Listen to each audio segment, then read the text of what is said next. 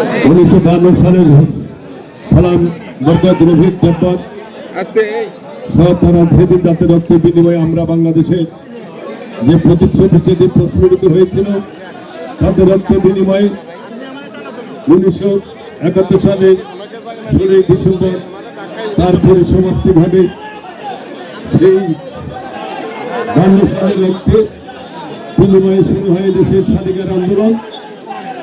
পরবর্তী সময়ে 1947 সালের আন্দোলন 69, 70 এবং সর্বোপরি 71-এর মুক্তিযুদ্ধের মধ্য দিয়ে আমরা একটি স্বাধীন সার্বভৌম রাষ্ট্র আমরা পাই। আজ আমরা মহান শহীদের রক্তের যে স্মৃতির প্রতি শ্রদ্ধা নিবেদন করি। রায়পুর প্রশাসন, রায়পুর উপজেলা বিএনপি, যুবদল, ছাত্রদল, স্বেচ্ছাসেবক দল, পৌর বিএনপি সহ অঙ্গ এবং সহযোগী সংগঠনের নেতৃবৃন্দ, রায়পুর উপজেলা এবং পৌরসভার সরকারি বিভিন্ন পর্যায়ের কর্মকর্তা কর্মচারীবৃন্দ এবং আজকের এই অনুষ্ঠানে আগত এই এলাকার বিভিন্ন সংস্কৃতি মানা বিভিন্ন পেশাজীবী সংগঠন, বিভিন্ন সাংস্কৃতিক সংগঠন দ্বারা এই শহীদদের প্রতি শ্রদ্ধা নিবেদন করার জন্য এখানে এসেছেন।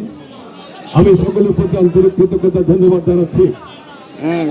সংগ্রামী এলাকাবাসী, আপনারা জানেন কখনো কোনো যৌক্তিক আন্দোলনে রক্ত কখনো পিতা যায় না। আমরা অতীত থেকে শিখে এসেছি। বিগত 17-18 বছর বাংলাদেশের মাটিতে যে স্বৈরশাসক চেপে বসেছিল, শত শহীদের রক্তের বিনিময়ের মধ্য দিয়ে জুলাই এবং আগস্ট 24-24-এর মধ্যে তার পরিসমাপ্তি ঘটে।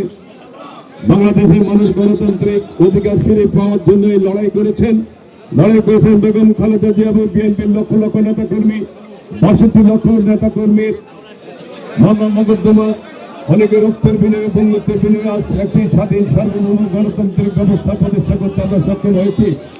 মাত্র নির্বাচন হয়েছে, সরকার গঠন করা হয়েছে, এখনো পার্লামেন্ট অধিবেশন ডাকা হয়নি। কিছুদিনের মধ্যে পার্লামেন্টের অধিবেশন ডাকা হবে। আজকের আমাদের 21শে ফেব্রুয়ারি শপথ গ্রহণ করতে হবে।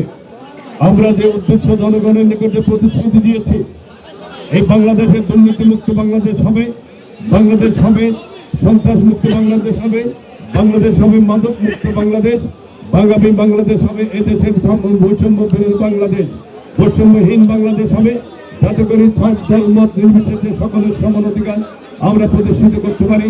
আমাদের নির্বাচনী প্রতিশ্রুতি বাস্তবের মধ্য দিয়ে আমরা আগামী বাংলাদেশকে সেভাবে দেখতে চাই।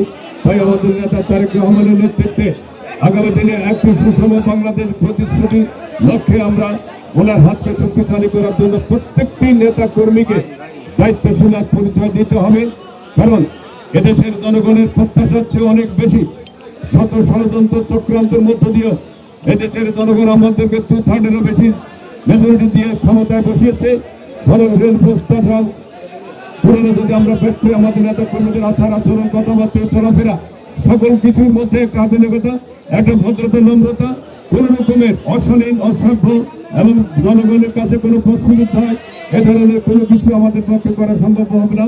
এটাই আমার আজকের এই শহীদের প্রতি শ্রদ্ধা নিবেদন করে শহীদ মিলে দাঁড়িয়ে প্রতিশ্রুতি দিয়ে আজকের এই রায়পুরবাসীকে আমি ধন্যবাদ অভিনন্দন জানাচ্ছি। সকল স্তরের নেতৃবৃন্দকে, যেহেতু আমার উপজেলা প্রশাসন এবং পৌর প্রশাসন সহ যারা আমাদেরকে সাহায্য সহযোগিতা করেছেন, সকলকে আন্তরিকভাবে ধন্যবাদ অভিনন্দন জানিয়ে আমি আমার বক্তব্য এখানে শেষ করছি। আল্লাহ হাফিজ। বাংলাদেশ জিন্দাবাদ, জাতীয়তাবাদী দল জিন্দাবাদ, শহীদ অমর হোক, বেগম খালেদা জিয়া অমর হোক, দেশ নায়ক তারেক রহমান জিন্দাবাদ।